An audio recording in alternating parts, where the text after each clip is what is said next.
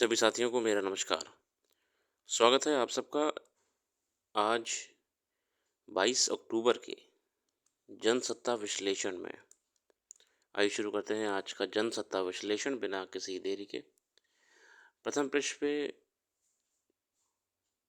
खबर आती है माननीय सर्वोच्च न्यायालय से। धर्मनिरपेक्षता हमेशा संविधान के मूल ढांचे का हिस्सा रहा है।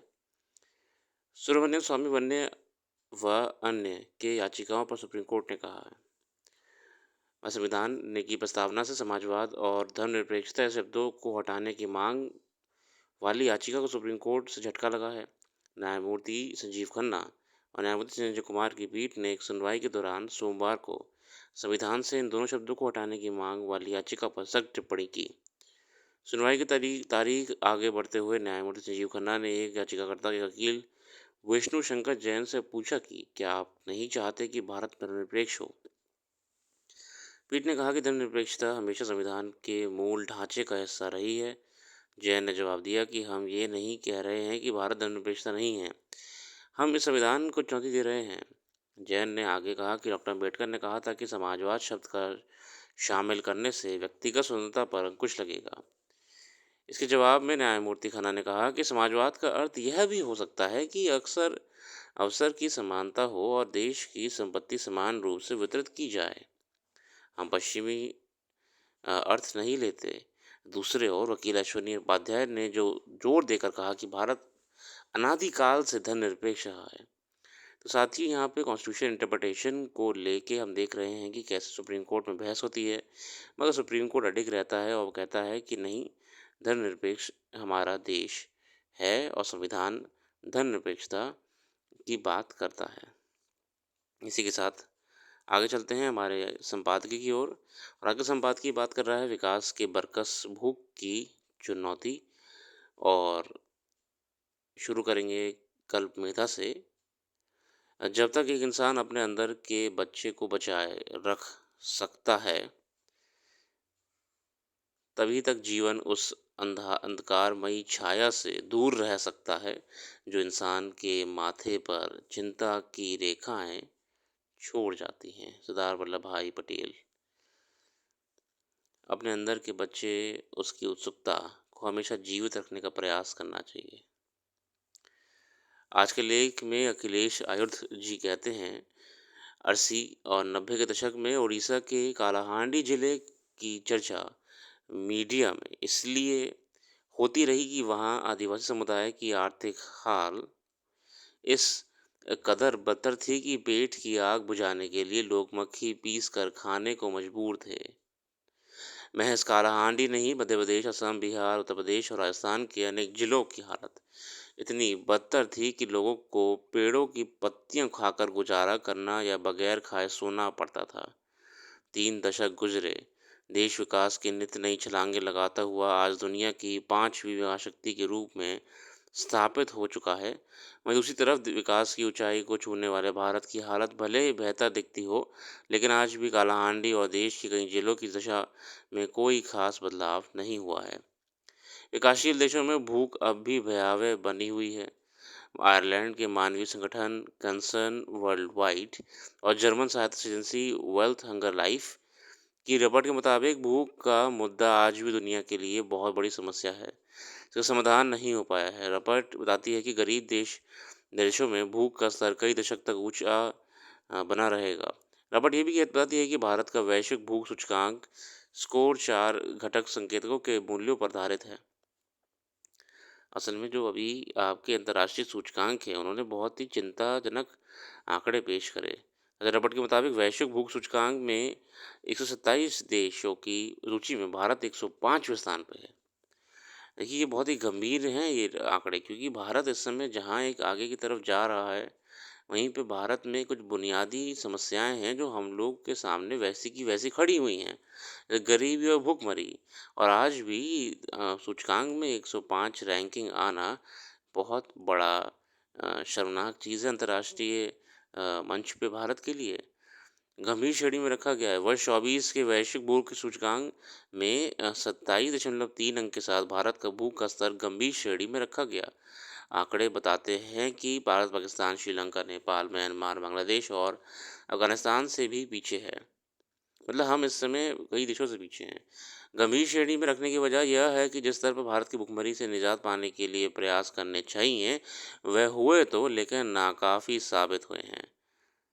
भारत के सभी पड़ोसी देशों की भुखमरी के मायने में भारत से बेहतर होने की बात से हमारे आर्थिक विकास पर सवाल उठाए जा सकते हैं। इसमें हो सकता है कि भारत के सभी पड़ोसी देशों में जो हालात भूख के मामले में वहीं भारत की स्थिति है।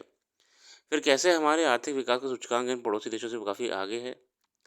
असल में संयुक्त राष्ट्र की भूख संबंधी वार्षिक रिपोर्ट के अनुसार 2015 में दुनिया में सबसे ज़्यादा 19.4 करोड़ लोग भारत में भुखमरी के शिकार थे और यह संख्या चीन से ज़्यादा थी।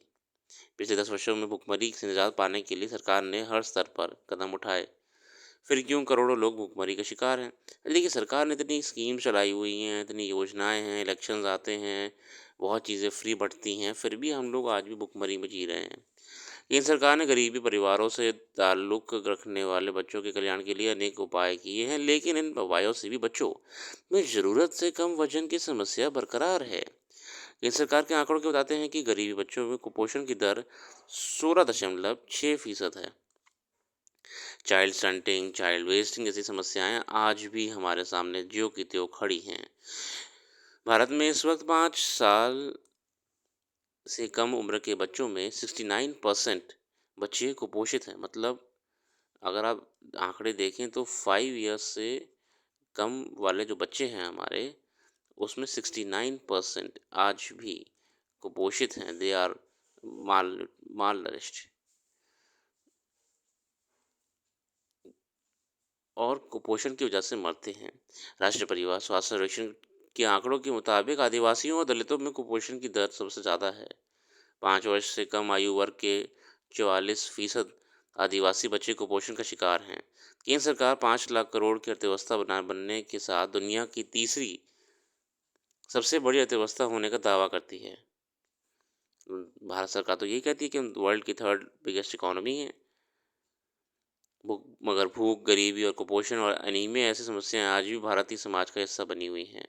हाल ही में संयुक्त राष्ट्र की खाद्य और कृषि संगठन और यूनिसेफ सहित 4 अन्य संयुक्त राष्ट्र एजेंसियों की इस वर्ष की विश्व में खाद्य सुरक्षा और पोषण की स्थिति रिपोर्ट में ये बात सामने आई है।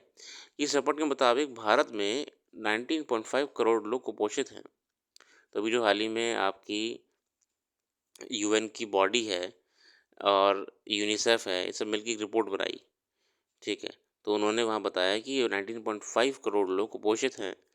इस आंकड़े में ये समझा सकता है कि भुखमरी की समस्या खात्मा तब तक नहीं हो सकता जब तक कि जब सभी को भरपेट भोजन ना मिल जाए।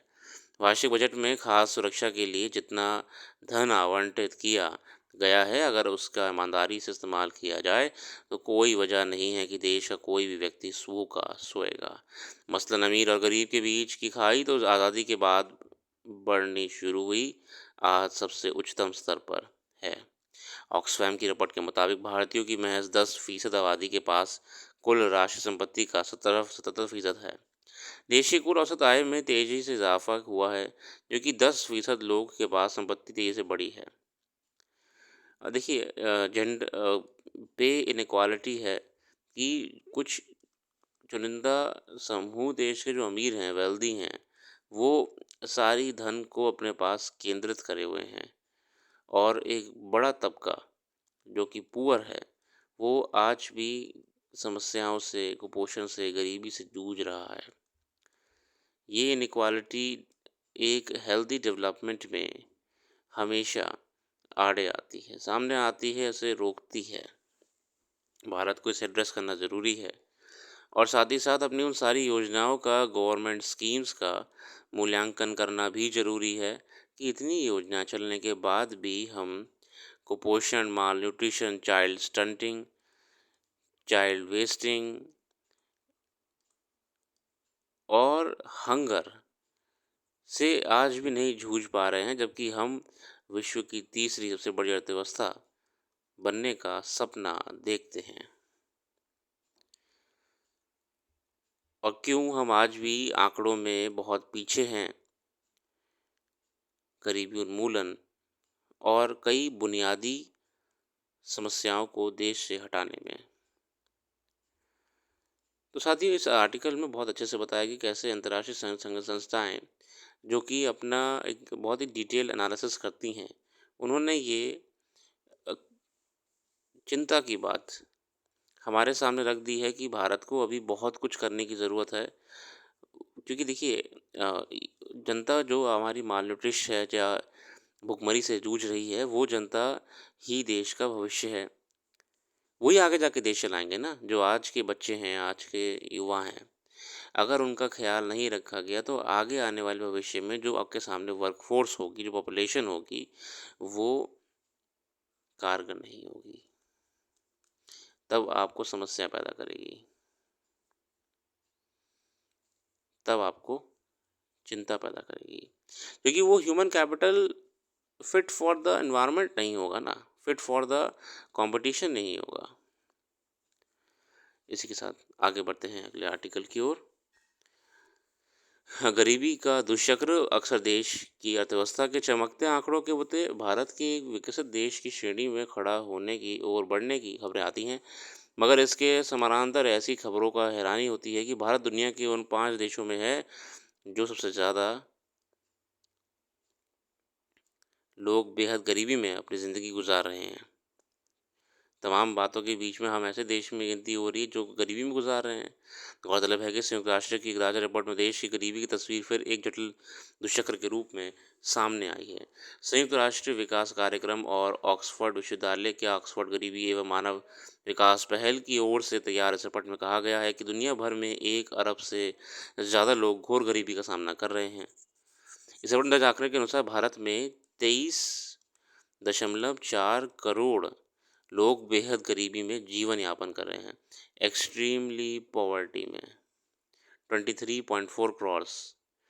अफसोसजनक हकीकत यह है कि भारत के उन 5 देशों में गिना गया है जहां गरीबी गुजर बसर करने वाले लोग की संख्या सबसे ज़्यादा हमारी हमारी गिनती भी उस कैटेगरी में आ गई है जहां पे जिस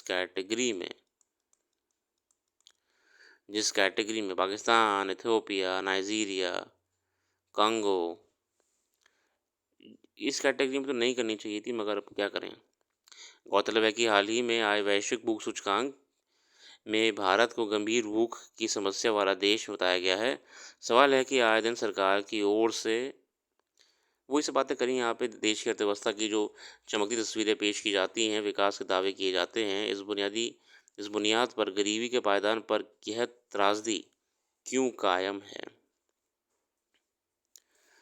अब देखिए, ये तो हमने जाना कि बहुत ही चिंता का विषय है कि आज भी बुनियादी तौर पर गरीबी नहीं हट पाई है।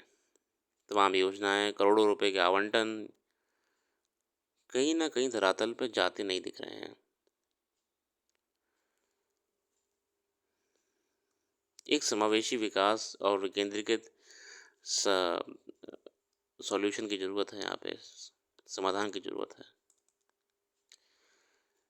तो साथियों, आज हमने जाना इन दोनों आर्टिकल्स में गरीबी के बारे में कि यहाँ पे 23.4 करोड़ लोग आज भी गरीबी में जी रहे हैं भारत में, और गरीबी नहीं, एक्सट्रीम गरीबी।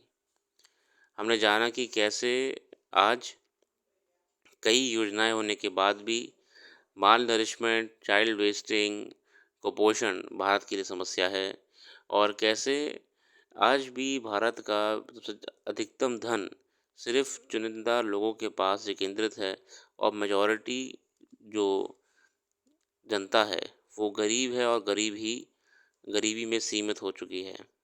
यही कुछ बातें हैं जो हमारे सामने आई। बहुत ही विस्तृत अध्ययन के बाद ही ये आंकड़े पेश करे जाते हैं।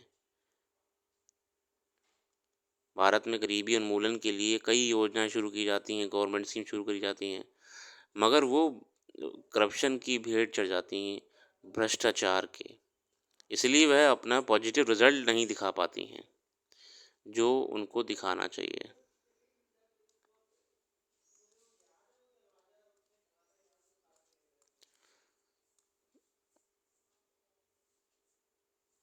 भारत में अभी इस समय भूटान के प्राइम मिनिस्टर शेरिंग टोब्गाई आए हुए हैं। तो हमारे भारत और भूटान के बीच में संबंध और बेहतर करने के लिए ऐसी बैठक होती है। खेल जगत में से कोई विशेष खबर नहीं दिख रही है। तीरंदाज दीपिका कुमारी ने विश्व कप फाइनल में रजत पदक जीता है और इसके अलावा भारत एटीपी चैलेंजर टूर्नामेंट की 4 स्पर्धाओं में करेगा मेज़बानी एटीपी चैलेंजर टूर्नामेंट में। देखते हैं आने वाले समय में क्या क्या सकारात्मक खबर सुनने को आती है यहाँ से। इसी के साथ आज के लिए इतना रखते हैं। अपना कीमती समय देने के लिए बहुत बहुत धन्यवाद। कल फिर आएंगे नई वीडियो के साथ। आपका दिन शुभ हो।